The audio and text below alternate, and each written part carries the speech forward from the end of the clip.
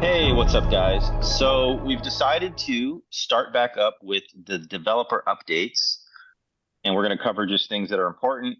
And we got Douglas here, and he's going to give us some insight on some of the things that we want to talk about. We've had a lot of updates over the last month, and we're just going to basically talk about some of the things. And there are some questions in the community, even I think us who are playing the game have questions here, even though we could be part of the team. There's still some questions on just some of the functionality, and if anything that you think you can hit on as far as upcoming or things that will be, should be seen shortly in the near future.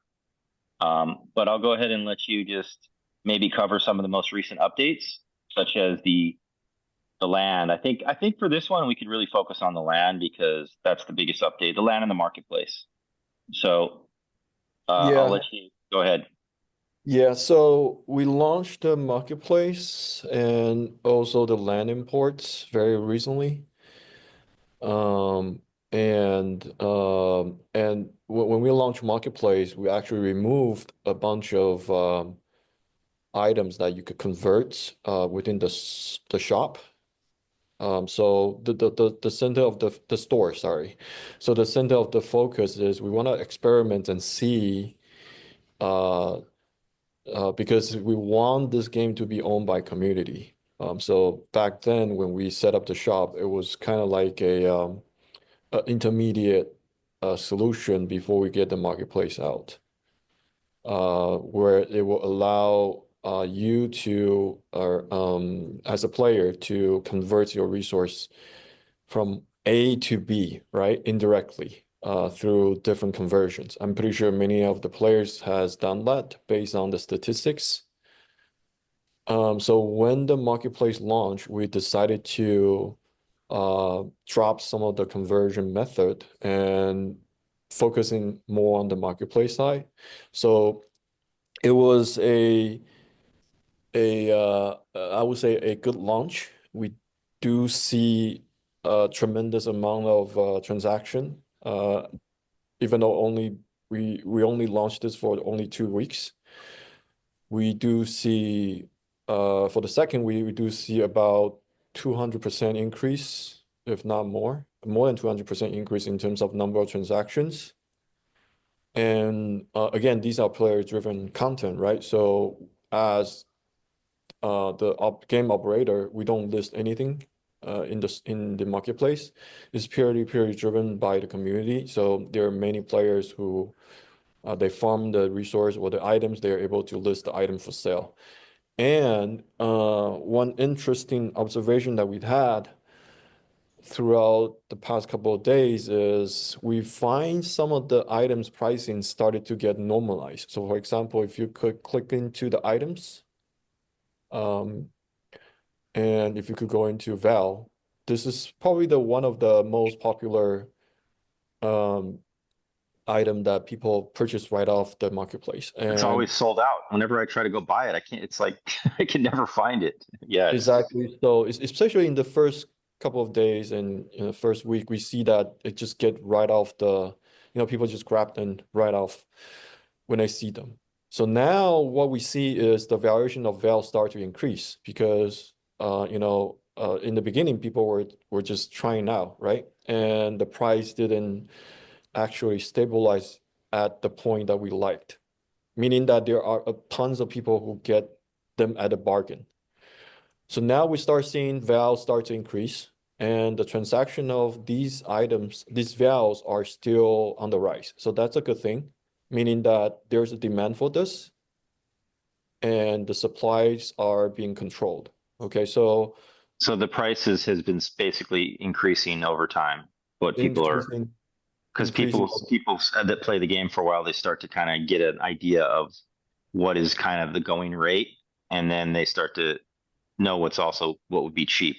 Because when it first Exactly. starts, you don't know what's cheap, what's expensive, and I mean there was definitely some stuff in there that I knew was cheap, and I snatched it up. And the funny thing is my idea was to buy low, sell high, but I ended up just using it in the game. You know, it was pretty funny. Yeah, and obviously, if you know the player base, if once we start kicking off our marketing campaign and we start getting new users, then there are going to be more and more people farming Val, and by the time when the supply, rise, obviously the price will get decreased. But hence, we have tons of demands within the game that require you as a player to use Val. So we do see this as a pretty good opportunity for, whoever is interested in arbitraging. And um, there is definitely some money that you can make right off, from this marketplace. So this is just one of the example, right? So if you could go back to uh, the item again. So Platinum and J by the same token, we do see the pricing of them. They stabilizes, and occasionally they do have some drops and then they pick back up. Okay, so these are some of the So that options. means that if you're sharp and you're paying attention, you could totally buy low and sell high once you start to figure out Right, what would be considered a bargain and what is kind of going rate. right, exactly. And um, so this is something that I would recommend everyone to pay attention to because because you all know like Val, J, Platinums, and Crystal are the bread and butters, right? They are the quintessential resources for everything. And Hmm. once we start growing our user base and the volumes are picking up, there's definitely something that you could make money out of from here. Well, So what I find is sometimes you overprice something and then a whale will come in and he doesn't care. He'll buy all the regular price and then he'll just buy everything. yep, And I remember I used to do that when I used to play in marketplaces like World of Warcraft and stuff. I figured that out. And I think, like you said, if people pay attention, they'll start to realize that they can do stuff like that. exactly. So for example, if someone was trying, if there's a whale player who's trying to upgrade the character levels all the way up to 15, this type of player will have the urgency and so also the tendency of doing it consecutively, right? And they'll just bite off the marketplace no matter what. So we do see some impulse purchase here and there. So it will be interesting to see, what again once we start kicking off, our marketing campaign with the user base growing. Um, and just to go back to the characters within the marketplace, um, which I'll just touch base a little bit. So you see that golden frame, characters. Those are the ones that are limited. It has scarcity, so no one actually lists anything. So also pay attention to any new releases of the characters. Once we have them, you will definitely need to grab them, and because they are limited in quantity. Okay, so there are cyborgs, Manorian mutants are extremely scarce, limited in quantity. So keep an eye on those as well. And for the land listing on the marketplace, we decided to put it on hold. So you can't really list the land right now, but we Hmm. started open the land imports. We do have some glitches here and there. So over the past couple of days, we were trying to resolve the land functionality, but our top players and also on the leaderboard, there have been many players who already started to setting up their lands for they set up the minefield, the crystal mine. Yeah. So, So if you do have a land and if you do have the mine set up on those lands, then you will be able to if let's say someone come farm, on your land, on your crystal or jade or platinum mine, then you will be able to collect the tax. Okay, so the person who okay. come farm will I'm get. getting taxed right now with some of my land, but I don't really know why I'm getting it, how I'm getting it. So when you're done, I want to ask a couple questions if that's okay. Sure. So yeah, so it's very simple. So the way how the the harvest or the gathering recommendation works is purely based off, the obviously the more land that you own and also the building score, the higher of your building score, you will get recommended likely. You highly likely that you get recommended more often than the others. So we try to make it fair to everybody, right? So is it your building score or the score of an individual piece of land? It's all tied together, right? So your building score is also tied to the building, your building setups and conditions and everything. So it converts into a score, right? So it uses that score to I guess promote itself during the recommendation process, right? Is there So any advantage to having, let's say you have two grasslands. Is there any advantage to putting more buildings on one of the pieces of land than the other? well, the true advantage is in terms of the energy, right? So if you, let's say if you build the mine and then you upgrade the mine, so the foundation of the building is purely based off energy, right? It has the when I say energy, I mean capacity. So if you look at the biolab, right? So if you build a biolab on the land, right, it will increase its capacity, the energy that you could create a characters. So by the same token, right? So if you have a higher level or you have a bigger a higher level of mind, you will have a higher capacity, allowing other people to come and do the mining. So again, I would recommend everyone to buy land whenever you see a land that's available because that will give you residual, right? Residual, resources. Tax. Yeah, you'll Exactly. see it because you'll see the tax like right at the land. I have two questions really quick about the land. So, question number one, building mines on the land. So, is there an advantage to what you mine on what the land is? Like, for example, if I have a grassland, is there an advantage to put a jade mine or a crystal mine or a platinum mine or not really? Not really, but the in terms of different types of land, the production matters, right? I'm sorry, the output will be different. So, But but it doesn't matter what you're putting on it. Like it's not output of a particular. Um, right, okay, so it right, just means that you'll have a better output. So yeah, then, can you? So it makes sense to start off and build on your more expensive land if you have it first. exactly, exactly. And then Okay. the different types of land will have a very significant difference, which we haven't actually released yet. So there will be some resources, scarce Mm-hmm. resources, and also some decorative buildings or decorations that you could only get them off different type of lands.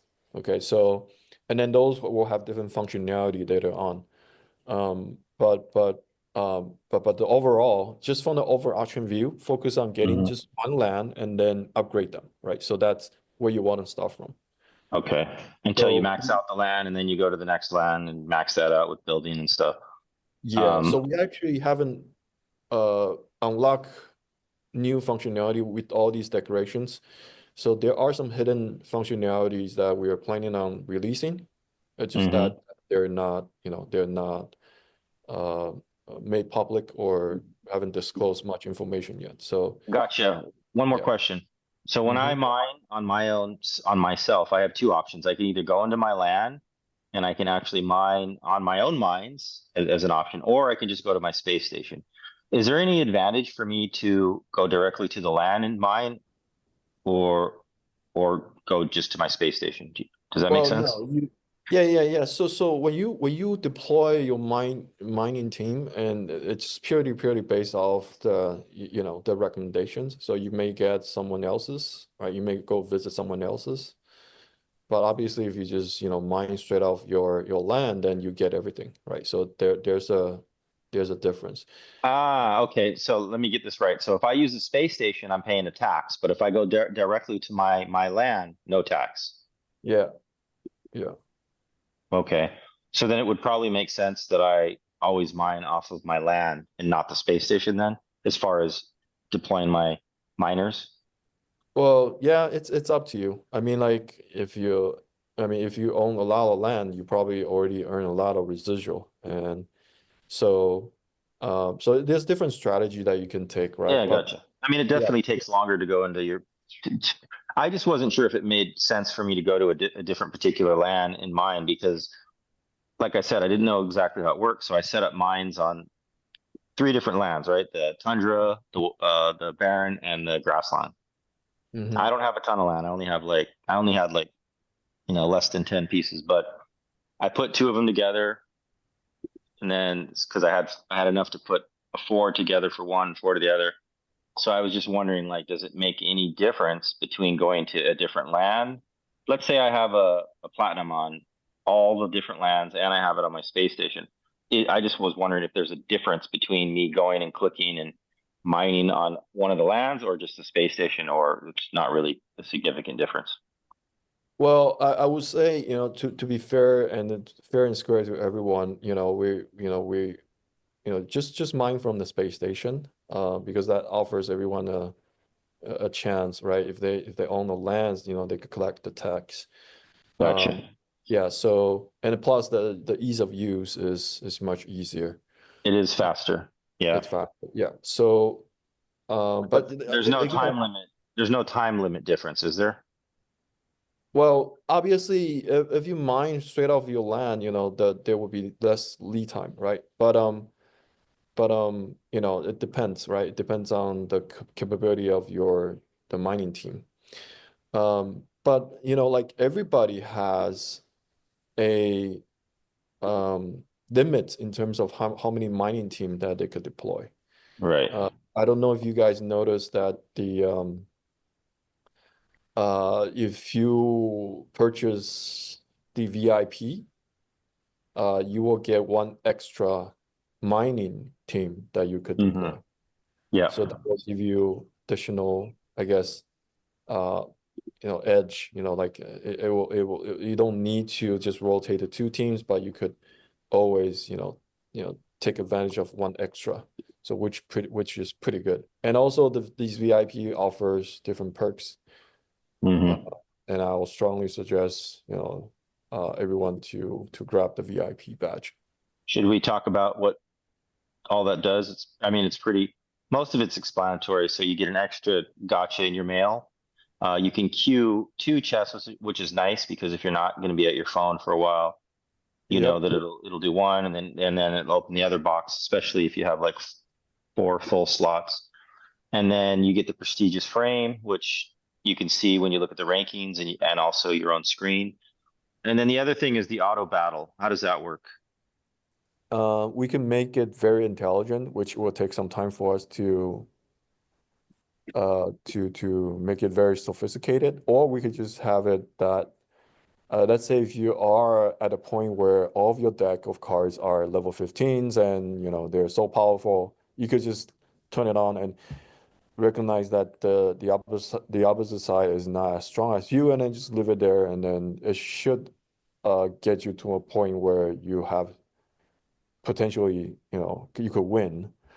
So it's not something that you would want to use all the time. We still recommend that you play.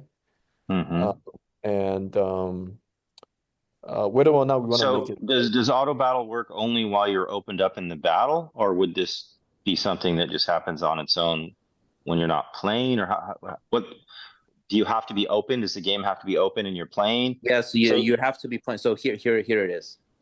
See, mhm. auto battle All turn right. on. So basically, you still have to have your thing open. It's not like I'm going to go to sleep and click on auto battle and then I'm just going to be playing battles, like so it's basically like you can just turn it on because you're probably going to win most of the battles because you're so powerful. But if you do come across somebody who's pretty powerful, then it might be a mistake. Yeah. Yeah, and you still have to initiate every battle, like you said. Okay. Again, this is a very first. Sorry, this is a very first VIP release. Yeah. Periodically we will, I guess, we'll fine tune it and then Mm-hmm. add different stuff in there Mm-hmm. or change different stuff out. I mean, the system is still, still growing, so there are different new feature release, every now and then. Mm-hmm. So, more stuff will be added as we progress, I guess. Gotcha. I'm sure some of the OGs know all of this, but there's those of us that don't play as much. Although I have been playing a lot more recently. I definitely find that the more I play, the more addicting it becomes. And of course, with all the updates and upgrades, it just keeps getting more interesting. Okay, so I guess we can kind of close it. Developer update here. We want to keep these relatively short. Anything else that might want to address as far as in the near future, or anything that you think is pertinent? Well, first thing first, we need to fine tune because the game has already released the marketplace and also the land import. So the first thing is we want to, I guess, polish it whenever we see that we can. For example, we just did a polish on the marketplace transaction because I've noticed, some players tried to load a historical transaction and it didn't take a long time for them to load up. So that's, the usability and polish are some of the stuff that we will try to address first. Mm-hmm. Yeah, but then we have some other stuff that's coming. For example, the LTA. So that will come and it will become a permanent features where we will try to rotate them like 1 week off, 1 week on. All right, so on and so forth. So Twice a month, yeah, twice a month kind of thing. roughly. Yeah. Mm-hmm. Then it will make the entire game more dynamic because you guys will find out. So there will be a very interesting setup that we will try to Ooh, exciting. So we'll leave that to curiosity. So what you're saying is that TLA is going to be slightly different than the first trial one, or maybe a yeah. lot different. Okay, that's exciting. Awesome. Like I said, we'll try to come in, get Douglas on here so we can ask some questions. We'll gather some of the community questions and try to ask some of them from a development standpoint. And we'll try to do one of these every week, if not every week, every other week, and kind of start this up again because the developer updates were, I think, something that people were really liked because it felt like they were plugged into the game and upcoming, and that's it. So thank you very much, Douglas. Thank you.